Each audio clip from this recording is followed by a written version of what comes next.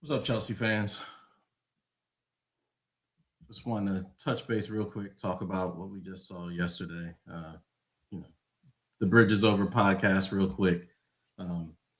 Just initial thoughts. First, Liam Rosigna. To me, I'm not really impressed. He was not necessarily the coach that I wanted. Kind of figured that's who we end up with, but we still seem the same. Very slow build up. The play wasn't really exciting. Um, for a coach who talks about wanting to have teams play on the front foot and really dominate possession and put the opposing team under pressure. I didn't really see too much of that yesterday.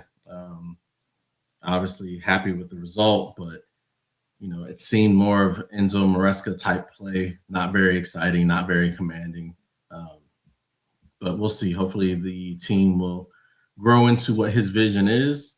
Um, but he's definitely not the typical coach that with the profile that we would expect from a Chelsea club back under the Roman era. So we'll see where we go from that. But again, all in all, good response from the disappointing loss against Arsenal. Um, you know, I guess positive, get 2 points or get 3 points, but we got Champions League game to come in midweek, so hoping for a nice, easy W. Perhaps get some of our squad players some playing time during the match. I'm always concerned about how much certain players are playing. Casiedo, way too many minutes, I think, on his body. Enzo, um, I think we need to start using some of our depth a little bit more to because we need to focus on the Premier League. We need a top four challenge. So just a couple points from watching the game. João Pedro, as if everyone didn't already know, he's night and day, our clear best option up top. I think he's better served to play in a 10 role, but between him and Liam Delap, there's just no competition. I mean, Delap comes in looking. I'm just waiting for him to get a yellow card. Um, Pedro seems to be. He has a quality. Uh, his quality is a touch. He has the work ethic most of the time. I just don't think he's an out and out number nine. So I don't. I never expect to see him bang 20 Premier League goals in a season, which I think is why he's better in at the 10. But we have Cole Palmer there, so you'd have to get a coach that has a style that has both of them able to play in almost like the half spaces behind a dominant nine.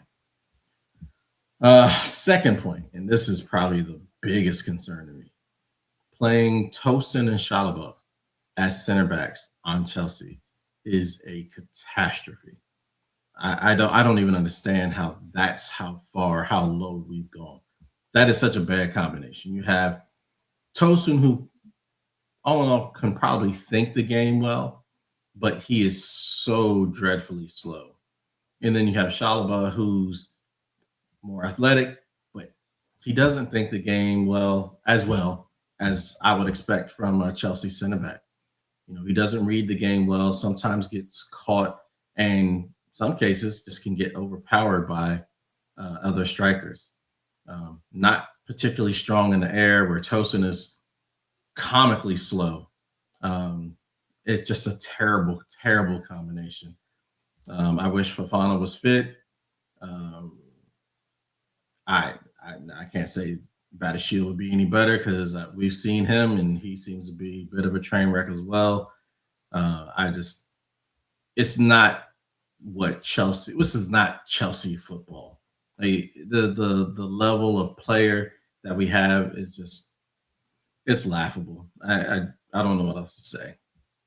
I've held on hope, but let's just call it what it is. That's our center back position is terrible. Maresca was correct.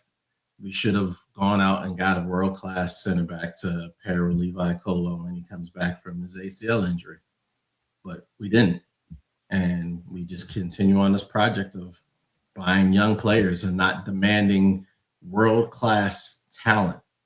So especially down the spine of your team, and so I expect us to I expect that top four finish to be very difficult for us.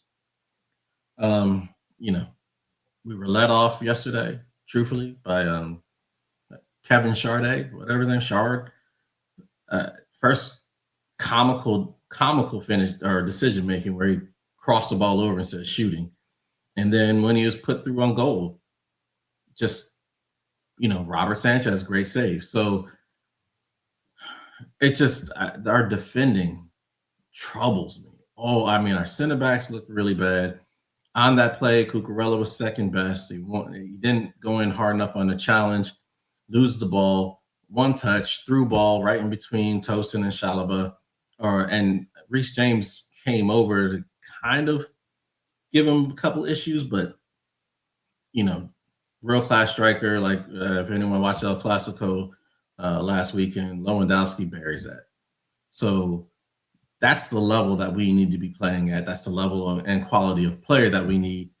I just don't see that this ownership, these directors, see that. I don't think that's their vision. So we'll go from there. But he should have scored at least twice against us, and then we still ultimately struggle off set pieces. We have too many players who, in my opinion, are under 6 feet tall. And in the Premier League, you can get away with that in other leagues. You can get away with that in the Spanish league. You can get away with that sometimes in Serie A. You can't get away with that in the Premier League. The long throws, the corners. Look at Arsenal. I mean, that's set piece FC. And they're punishing teams with that. Punishing teams. We're getting beat. Long throws, 2 goals. I think that was against Villa, where Garnacho got caught ball watching, and our center backs just didn't win the ball. And in this game, the set piece that they had that came over, we were second best in the air again. And Cucurella got caught ball watching. And if it wasn't for Yarmolenko just hitting the outside of the post, again, that's another goal scored. The lack of aerial prowess for this team is very concerning, especially in the Premier League. I will say, on another note, I haven't really been impressed by Neto, but I thought that the run that he had, I mean, he was just very direct. He used his pace, which is his best attribute, in my opinion, and beat the defender off the dribble. Lovely cross in. Garnacho actually made a great run. The right back didn't even check to see. He runs right in. How he misses, it was harder to miss than it was to make. Why he hit it with his left foot or his right foot, open net, that has to be put in. So that's disappointing. That further lets me know that we have a problem with signing with Gittins, because Garnacho might have scored twice against Arsenal, but his play has left a lot to be desired. And so that just shows that Gittins is just not ready. For me, Gittins was Madueke, just the other side. He may be a little bit faster, but I mean, it's the same thing. So if you're going to let Madueke go, why bring in someone who's kind of same profile, just the opposite side? To me, again, buying these young players, especially young players that have Man City background, is not going to bring us to the next level. And as much as I've been critical of Sanchez, he's erratic, but he's the reason why I won the game yesterday. He's the reason why we kept the clean sheet. His play was top notch when we needed it to be. So it's just frustrating when he plays bad, when he plays poorly, like against Arsenal. The amount of goals and the goals that he lets in, terrible. So my hats off to him yesterday, because he made some really good saves. I'm worried about Cole Palmer. Chile looks, I think his groin is worse than we thought. I think it's hurting him again. If he's going to be ready I'm scared that there's going to be a decision that in order for him to be ready for the World Cup, they're going to have to perform surgery, which would have to take place sooner rather than later for him to be healthy for the World Cup. That's concerning to me. And second part, he doesn't look happy. I know we have him under a long contract, but he does not appear to be happy. He does not appear to be enjoying his football. I think we may have a concern there. He's probably underwhelmed by the coach. He's probably underwhelmed by the talent around him, and he's probably expecting much better. But that groin issue, to me, is going to be a bigger issue. So I wouldn't be surprised. Well, I think we'll know by the end of the transfer window if we have an option, which I believe we probably do, to bring Kendry Paez back to Stamford Bridge. That will be an indicator that something is wrong with Cole Palmer that's going to require him to be out on the sidelines for a longer period of time. So, but, time will tell. We'll see. And then, the latest rumors of us signing Jeremy Jacquet from Rennes center back. I saw a couple of videos of him. Looks like tall, lanky. Looks like he'd have to put on a little bit of weight to really bang in the Premier League. Doesn't really look very fast, very quick. Likes to leave his feet a lot. I saw a lot of slide tackles in some of the highlights and some of the videos. But again, he fits the profile of player that we're apparently interested in. Again, that's another problem for me. It's more of the same.